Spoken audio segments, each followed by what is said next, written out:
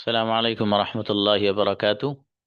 Okay, we have new lesson today that is may and might. ठीक है, बहुत खूबसूरत सा इस्तेमाल है। इसी के साथ साथ इसके बाद एक लेसन है may have और might have। ठीक है, बहुत खूबसूरत लेसन है। आपको जोरदार अंदाज में इसको याद करना है।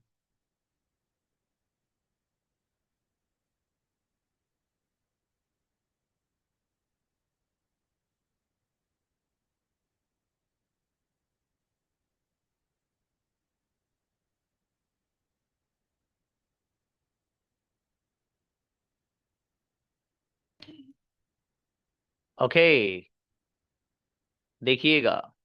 वी यूज दैम, हम इस्तेमाल करते हैं इनको यानी दोनों को। क्यों करते हैं? टू से दैट, ये बात कहने के लिए समथिंग इज पॉसिबल, कि कोई चीज मुमकिन है। किसी चीज के मुमकिन होने को बताने के लिए हम मे का लफ्ज इस्तेमाल करते हैं। ठीक है जी।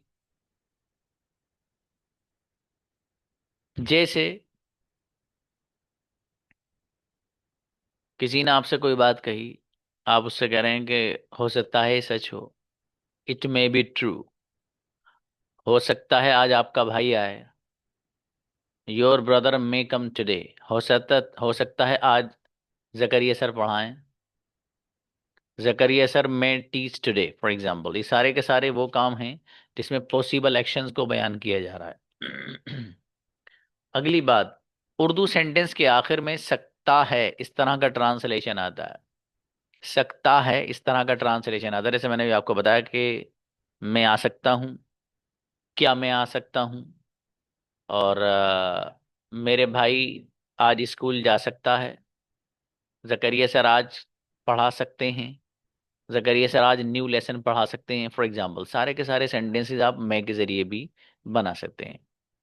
वर्ब की कौन सी फॉर्म आती है इसमें? वर्ब की फर्स्ट फॉर्म आती है। एग्जाम्पल यहाँ पर दिए, देखिए। इट मे बी ट्रू, किसी भी बात के बंदे ने आपसे कोई बात कही, आप उसका जवाब देकर ये कह रहे हैं कि हो सकता है ये सच हो। कोई भी बात कही कि भाई सर आज नहीं पढ़ाएंगे, तो कभी कभी में चूंकि ऐसा होता है छुट्टी भी होती है, लेकिन आपने मान लीजिए ग्रुप नहीं देखा, तो अब सामने वाले बंदा आपसे कह रहा है कि आज सर नहीं पढ़ाएंगे भाई। तो आप कह रहे हैं कि हो सकता है जो तुम कह रहे हो ये सही हो। It may be true. ठीक है। इसी तरीके से इट माइट बी ट्रू। दोनों सेंटेंस अगर आप इस फ्रेम में लाना चाहें तो दोनों ला सकते हैं। ठीक है, मे बी और might be. He may know about you, शायद वो आपको जानता हो। तो यहाँ पर जानना, आपके बारे में, किसी शख्स के बारे में कहा जा रहा ना, आपके ताल्लुक से, कि हो सकता है वो आपको जानता हो। तो आपको जानना उसके लिए पॉसिबल तो है, उसी पॉसिबिलिटी को बयान किया जा रहा है। इसी तरीके से माइट भी ला सकते हो, he might know about you. ठीक है। अब देखिए, किसी ने वैसे ही कहा कि भाई आपके जो स्लीपर वहां पर रखे थे वो कोई चोरी करके ले गया। ठीक है। तो आपके पास कोई बंदा बैठा है, वो कह रहा है कहाँ तुम उठ के जा रहे हो, यहीं बैठ रहे हो सकता है ये सच ना हो सकता है ये सच ना हो, यानी जो बंदा खबर दे रहा है हो सकता है वो सच ना हो। तो यहाँ पर भी मे के जरिए भी सेंटेंस बन सकता है और माइट के जरिए भी आप कह सकते हो it might not be true. Sorry, it may not be true और it might not be true. अगली बात देखिएगा। अगली बात क्या है? वी यूज दैम, हम इस्तेमाल करते हैं इनको दोनों को, to talk about possible actions और हैपनिंग इन द फ्यूचर। बात करने के लिए पॉसिबल एक्शंस के बारे में, यानी ऐसे कामों के बारे में जो पॉसिबल हो, मुमकिन हो। और हैपनिंग्स के बारे में इन फ्यूचर, फ्यूचर में। यानी पॉसिबल एक्शंस, पॉसिबल काम, ऐसे काम जिनका होना मुमकिन हो, पॉसिबल हो, और उनका ताल्लुक फ्यूचर से हो। तो उसके लिए हम इस्तेमाल करते हैं मे का भी और माइट का भी। For example, I haven't decided, मैंने अभी तक, आई हैवन डिसाइडेड येट, मैंने अभी तक फैसला नहीं किया है, where to spend my holidays. ये दा गलत है।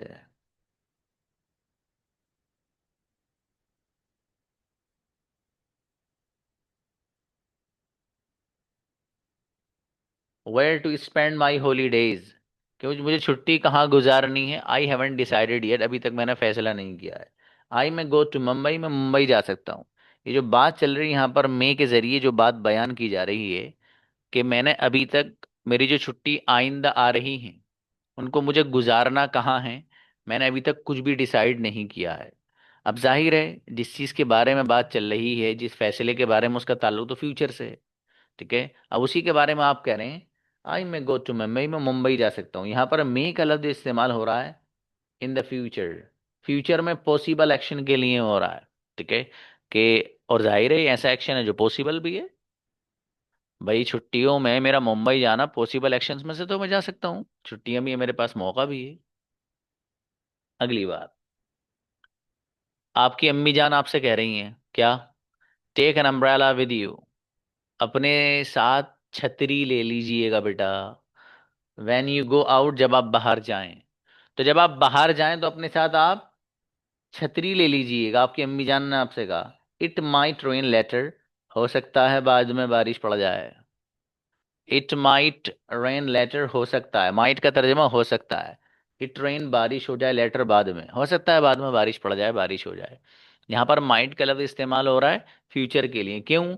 इसलिए कि जिस वक्त आपकी अम्मी जान आपसे ये बात कह रही हैं कि बेटा अम्ब्रेला और छतरी ले लेना जब आप बाहर जाओ, तो इस वक्त बारिश नहीं पड़ रही है लेकिन मौसम हो रहा है।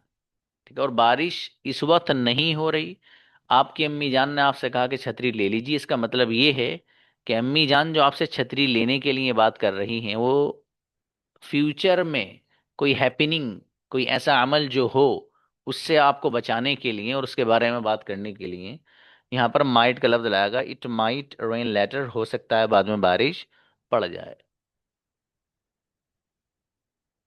एक बात, आपका दोस्त कोई अहमद है, अब अहमद के बारे में आप कहते हैं Ahmed may not come to the party tonight, हो सकता है, ये हो सकता है तर्जमा मे का कर रहा हूं। हो सकता है अहमद नॉट कम, ना आए, टू द पार्टी, पार्टी में, टुनाइट आज रात, हो सकता है आज रात अहमद पार्टी में ना आए। क्यों भैया, क्यों ना आए Ahmed? He is not well, वो, या उसकी तबीयत सही नहीं। ही इज नॉट वेल, उसकी तबीयत सही नहीं है। तो देखिए यहाँ पर आज रात जो पार्टी होगी वो अभी तो नहीं हो रही ना, वो तो फ्यूचर है। जो आइंदा वक्त, वक्त जो भी आता है आइंदा, वो तो फ्यूचर होता है। तो टुनाइट जो है, आज रात जो अब इस वक्त बात चल रही है, तो आज रात जो आएगी वो तो फ्यूचर है ना। तो यहाँ पर अभी मे का लफ्ज नेगेटिव वे में इस्तेमाल हो रहा है ऐसी हैपनिंग और ऐसी चीज के बारे में जिसका ताल्लुक फ्यूचर से है, तो उसी को बयान किया, यहाँ पर कुछ भी नहीं है इसमें। एक और बात मे के बारे में, वी यूज, और सॉरी, मे इज यूज्ड, मे को इस्तेमाल किया जाता है टू आस्क फॉर परमिशन और टू गिव परमिशन, परमिशन देने के लिए भी और परमिशन लेने के लिए भी। Just a moment.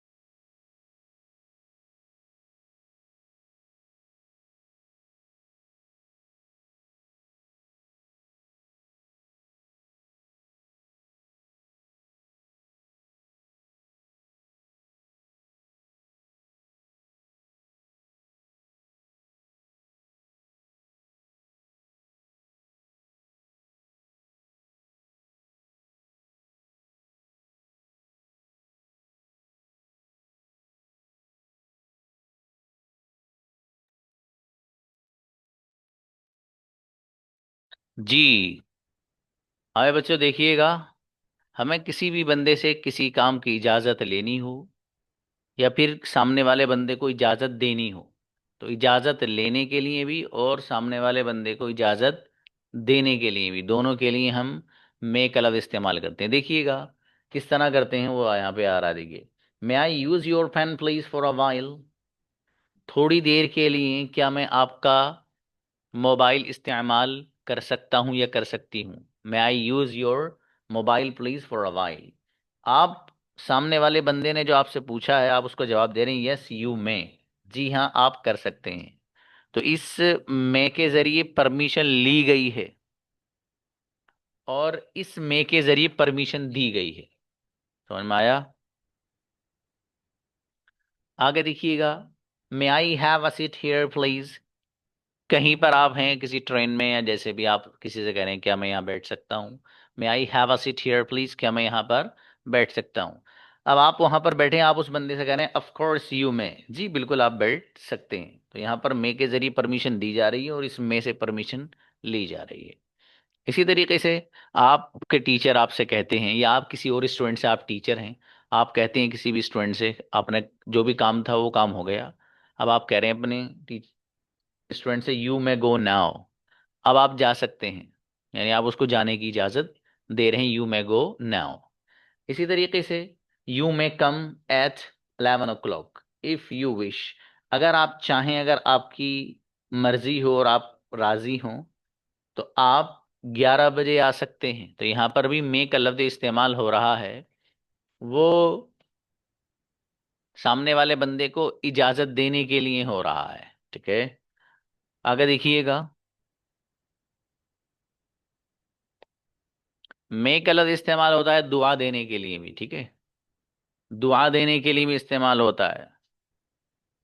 May is used, may is also used, may का इस्तेमाल किया जाता है to express a wish, to express a wish, किसी विश को एक्सप्रेस करने के लिए, किसी दुआ या तमन्ना का इजहार करने के लिए मे का लफ्ज इस्तेमाल करते हैं। किस तरह, देखिए दो सेंटेंस लिख रहे हैं, मे गॉड ब्लेस यू, खुदा तुमको सही सलामत रखे, जिसे आप कहते हैं। मे यू लिव लॉन्ग, खुदा तुम्हें लंबी उम्र दे, फॉर एग्जाम्पल। समझ में आया? इस तरह के सेंटेंसेस आप दुआई कलिमात जब किसी को दें तो उनमें इस्तेमाल आप कर सकते हैं। आगे देखिएगा, ये थोड़ी सी बात आई है, difference between may and might. May is the past form of, sorry, might is the past form of may. May की जो पास्ट फॉर्म है वो माइट आती है। कैसे पता चलेगा कि मे की पास्ट फॉर्म माइट आती है? इसका पता चलता है डायरेक्ट और इनडायरेक्ट स्पीच में जाकर। डायरेक्ट स्पीच में अगर मे लफ्ज इस्तेमाल होता है, तो चूंकि इनडायरेक्ट स्पीच में उसकी पास्ट फॉर्म या एक टेंस बैक आते हैं, वो इस्तेमाल होता है। अब देखिए, डायरेक्ट स्पीच है, Anas sad it may be true, Anas ने कहा हो सकता है सच हो। अब इनडायरेक्ट स्पीच में Anas sad that it might be true, Anas ने कहा कि हो सकता है वो बात सच हो। तो यहां पर देखिए मे लफ्ज इस्तेमाल हो रहा है, और इनडायरेक्ट में जो पास्ट इस्तेमाल होता है टेंस, वहां पर माइट आ रहा है उसकी जगह पर। तो पता ये चला कि जो माइट है, ये माइट पास्ट है मे की। ठीक है भाई, अगली बात देखिएगा, मे इज यूज्ड, मे को इस्तेमाल किया जाता है to express a higher possibility और something happening as compare to might. देखिए, बताना ही चाहते हैं कि मे और माइट को जो इस्तेमाल किया जाता है, वो दोनों में फर्क ये है कि अगर किसी चीज की पॉसिबिलिटी और इम्कान ज्यादा हो तो उसमें मे को लाते हैं, और अगर पॉसिबिलिटी और इम्कान कम हो तो फिर उसके लिए हम माइट को लेकर आते हैं। अब यहाँ मैं आपको मे और माइट ही नहीं समझाऊंगा, बल्कि यहाँ पर मैं आपको मस्ट और इसी तरीके से जो विल है उसको समझाता हूं। साथ साथ इसके हम कुड भी समझेंगे। बहुत ध्यान से सुनना, ठीक है? देखिए, किसी भी काम के होने की जब 110% यकीन हो हमें, तो उसके लिए हम लफ्ज लेकर आते हैं मस्ट। किसी भी चीज के बारे में जब आपको 110% यकीन है, तो उस यकीन को बयान करने के लिए आप लाते हैं मस्ट का। मसलन, अबू तलहा रोजाना स्कूल जाती है। अब अबू तलहा के बारे में बात चल रही है कि भाई वो कहाँ है, और ये स्कूल का टाइम है। अब मैं आपको जवाब क्या दे रहा हूं? She must be in the school. वो यकीनन स्कूल में होगी। She must be in the school, वो यकीनन स्कूल में होगी, या उसे यकीनन स्कूल में होना चाहिए। दोनों ट्रांसलेशन चलेंगे, ठीक है, क्योंकि पूरा यकीन है हमें। एक बात। दूसरी बात, ये अबू तलहा महीने में एक आध बार, देखो सिचुएशन समझना तब चीजें जल्दी समझ में आएंगी। महीने में एक दो छुट्टी मार देता है कभी भी जब इसका मन करता है, कि लेकिन वो तय नहीं है कौन से दिन है वो, लेकिन करता है। तो यकीन का दर्जा तो खत्म हो गया ना। भाई जब एक बच्चा महीने में दो तीन छुट्टियां कर लेता है, तो वो जो यकीन है एक चीज का कि भाई वो स्कूल में ही होगा, वो तो कम हो गया ना। क्यों? इसलिए कि हो सकता है ये पूछा जा रहा हो कि अबू तलहा कहाँ है, और ये कहा जाए कि वो यकीनन स्कूल में है, तो अब यकीन तो खत्म हो गया ना। क्यों?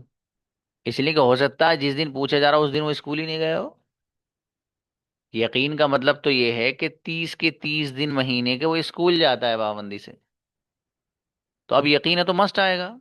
लेकिन चूंकि उसमें शक लाने के लिए 3 दिन वो स्कूल नहीं जाता है, तो गोया के एक तरह से 80% पॉसिबिलिटी है काम के होने की।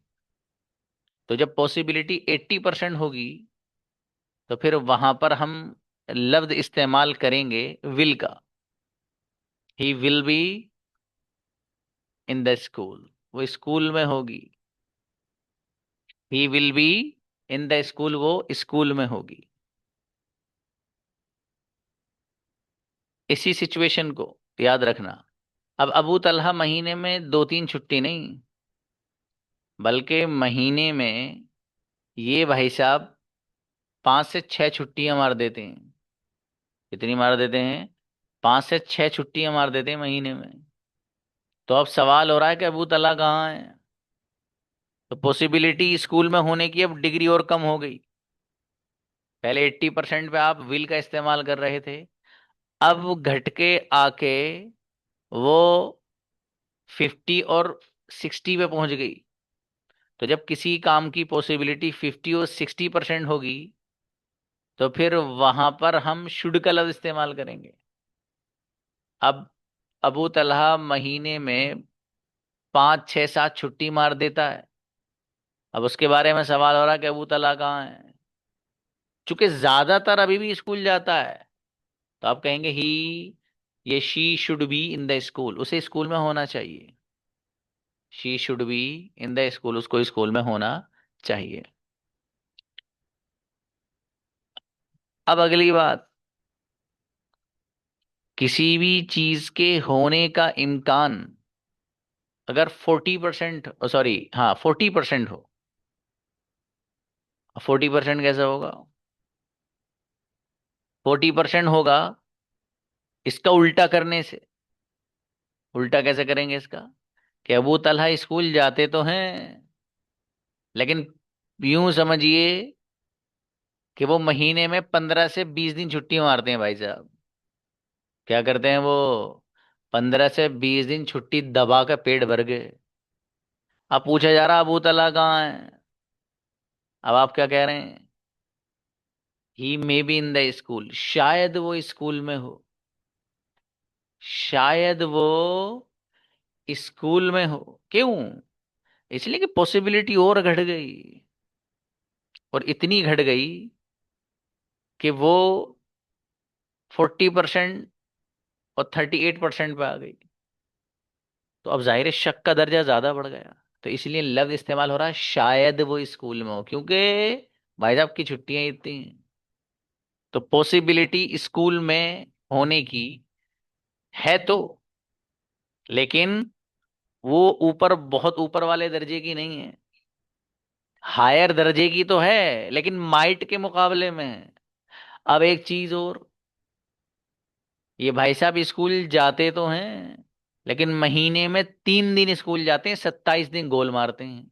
कर लो क्या करो इनका। ये 27 डेज स्कूल नहीं जाते हैं, 3 दिन जाते हैं। अब सवाल किया गया, अब पॉसिबिलिटी मालूम है कितनी है? 10%। 10 to 15% पॉसिबिलिटी है काम के होने की। अब पूछे जा रहा भाई अबू तलहा कहाँ है, आपने क्या जवाब दिया? He might be in the school, शायद ही वो स्कूल में हो। क्यों शायद ही क्यों ला रहे हो आप? क्योंकि भाई साहब 27 दिन गोल मारता है वो। लेकिन ये पॉसिबिलिटी है, चाहे 10% है, कि हो सकता है आज स्कूल गया हो सकता है आज वो स्कूल गया हो। ये जिस तरतीब से मैंने आपको बताया ना, इनको आप राइट डाउन कर लेना भाई साहब। ठीक है, आपको दिक्कत नहीं होगी इंशाल्लाह। ठीक है। 100% है, फिर 80% है, फिर 50 to 60% है, उसके बाद फिर 40 और 38% है, उसके बाद डायरेक्ट आके 10 to 15% है। ठीक है, ये अलग अलग अल्फाज मैंने आपके सामने इस्तेमाल किए हैं। एक लफ्ज छोटा सा और रह गया, वो भी माइट के साथ खड़ा होता है आके। वो है लफ्ज कुड। क्या लफ्ज है? लफ्ज कुड है। दरवाजे पर किसी ने दस्तक दी। अब दरवाजे पर किसी ने अगर दस्तक दी है, आप अंदाजा मार रहे हैं। क्या मार रहे हैं? भाई यार ये तो कोई फकीर हो सकता है, इस वक्त दरवाजा खटखटा रहा है इतने जोरदार अंदाज में। क्योंकि आजकल फकीर बड़े जहीन हैं, उनका दरवाजा खटखटाने का अंदाज इतना जबरदस्त रहता बड़ा बहुत। ऐसा बंदा आया हुआ जो बड़ा जान पहचान का होगा, और कोई पार्सल वगैरह लेकर आया हो आपका, उस अंदाज से खटखटाते हैं। फिर जब आप वहां जाएंगे देखोगे भाई साहब अल्लाह के नाम पर दोगे दोगे। तो आजकल जो मांगने वाले लोग, उनका एटीट्यूड जोरदार है। हालांकि जो उमूमन मांगने मांगने वाले लोग आते हैं, और जितने नौजवान से, उनको तो दिया ही मत करो। जो ज़ईफ़ उम्र हो, जिनकी उम्र ज़्यादा हो, उनको दे देना चाहिए। क्योंकि उमूमन बुढ़ापे में आके बंदा मजबूर हो जाता है, और खासकर जब ज़ईफ़ हो उसकी बात कर रहे हैं। एक तो ये कि काम कर सकता हो तो ऐसों को मत दो उल्लू को। इससे बेहतर ये कि आसपास कोई आपको ज़रूरत में उसको दे दो। ठीक है।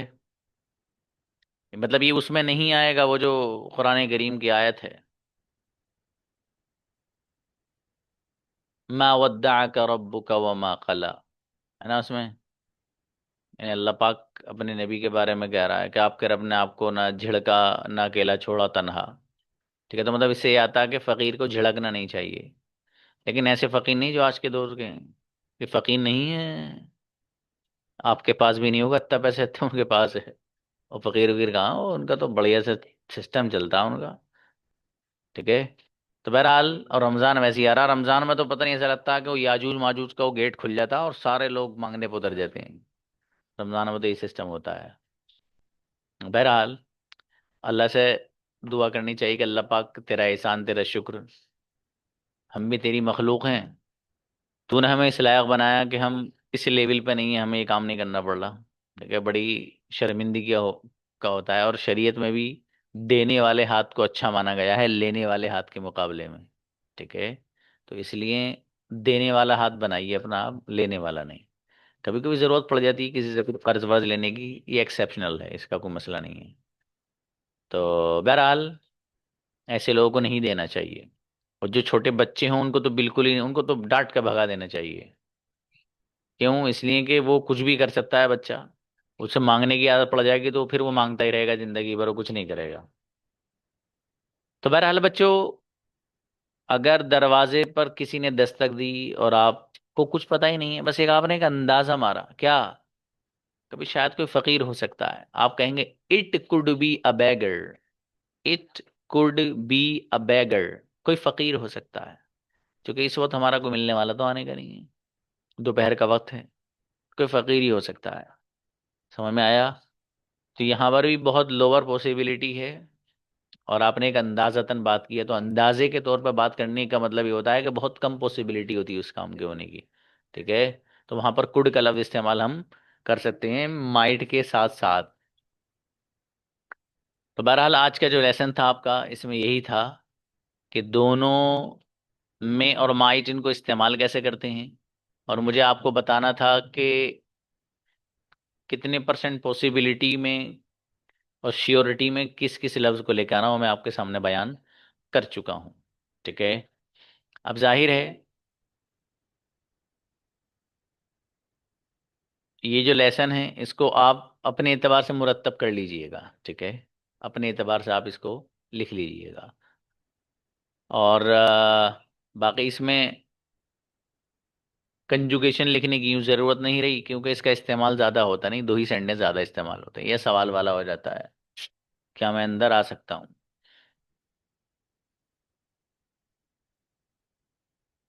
अब एक छोटी सी चीज मैं आपको बताने चला हूँ, 3 मिनट में, जरा ध्यान से सुन लेना।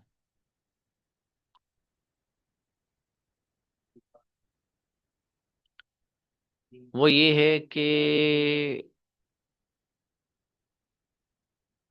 एक सेंटेंस है, क्या मैं पानी पी सकता हूँ। सामने पानी रखा है, क्या मैं पानी पी सकता हूँ। तो इसमें कुछ लोग ये कहते हैं कि कैन आई ड्रिंक वाटर। ये वाला सेंटेंस अगर इस्तेमाल किया जाए तो ये सही नहीं है। कैन आई ड्रिंक वाटर, सामने पानी रखा है, आप किसी से परमिशन मांग रहे हैं। तो कैन आई ड्रिंक वाटर अगर वर इस्तेमाल किया जाए लफ्ज, तो कुछ लोगों का कहना ये अंग्रेजों में ही लड़ाई है आपस में। कुछ लोग ये कहते हैं कि भाई साहब ये लफ्ज इस्तेमाल करना सही नहीं है। अब उनसे पूछा जाता भाई साहब क्यों नहीं है, वो जवाब ये देते हैं कि भाई साहब कैन को जो हम इस्तेमाल करते हैं वो पॉसिबिलिटी को बयान करने के लिए करते हैं ना, किसी काम के, किसी बंदे के अंदर किसी चीज की एबिलिटी, सलाहियत और ताकत, उसको बयान करने के लिए करते हैं कैन का इस्तेमाल। अब अगर हम सामने वाले बंदा हमसे ये पूछ रहा है कैन आई ड्रिंक वाटर, तो वो लोग कहते हैं इसका मतलब ये हो गया कि सामने वाला बंदा हमसे ये पूछना चाह रहा है, क्या जरा चेक करके देखो कि काला वाला डाल के मैं पानी पी सकता हूँ, नहीं कोई प्रॉब्लम तो नहीं है, कभी हलक में अटक जाए मेरे पानी, कि मेरे अंदर पानी पीने की कुदरत है भी नहीं है। वही लोग ये कहते हैं, और बात बहुत कांटे की है। कैन आई ड्रिंक वाटर, तो कैन को जो इस्तेमाल करते हैं वो तो कुव्वत को बयान करने के लिए होता है ना, कि मेरे अंदर किसी काम को करने की सलाहियत है या नहीं है। जब मैं किसी से ये कह रहा हूं कि कैन आई ड्रिंक वाटर, क्या मैं पानी पी सकता हूँ, तो मतलब ये सवाल कर रहा हूं मैं सामने वाले से कि भाई साहब जरा चेक कर लो कुछ गड़बड़ी तो ना, या कुछ अटक तो नहीं रहा, कभी यहाँ मैंने ज्यादा खा लिया हो, बिरयानी बिरयानी अटक गई हो, कुछ देखियो जरा चेक करके। ठीक है? तो वो लोग कहते हैं कैन का लफ्ज इस्तेमाल करना गलत है, यहाँ आप मे का लफ्ज इस्तेमाल करिए, मे आई ड्रिंक वाटर प्लीज। क्यों? इसलिए कि मैं जो इस्तेमाल हो रहा है, अब यहाँ पर कैन के जरिए आप कहेंगे कैन आई ड्रिंक वाटर, तो कैन का इस्तेमाल तो किसी भी बंदे के अंदर ताकत और कुव्वत को बयान करने के लिए होता है, और यहाँ पर आप परमिशन ले रहे हैं। तो उनके कहने का मतलब ये है कि कैन के जरिए आप परमिशन नहीं लेंगे, परमिशन के लिए मे का लफ्ज इस्तेमाल करेंगे। कैन को तो पॉसिबल एक्शन को बयान करने के लिए इस्तेमाल होगा, इसलिए कैन आई ड्रिंक वाटर कहना सही नहीं है। आपने टीचर की बात सुन लो, मैं भाई साहब दबा के सब लोग सब इस्तेमाल करते हैं, जो जबान पे आओ तुम भी करना, चक्कर मत पड़ना दादा। ठीक है? ये तो मैंने वैसे ही बता दिया आपकी नॉलेज में लाने के लिए, जो माइंड में आ जाए, जो जबान पे आ जाए, और धड़ल्ले से इस्तेमाल कर लेना उसे। ठीक है? बस ये बात इतनी सी। चलिए मिलते हैं बच्चों, इंशाल्लाह जो बात हो बाबू व्हाट्सएप पे बताइएगा। अस्सलाम वालेकुम।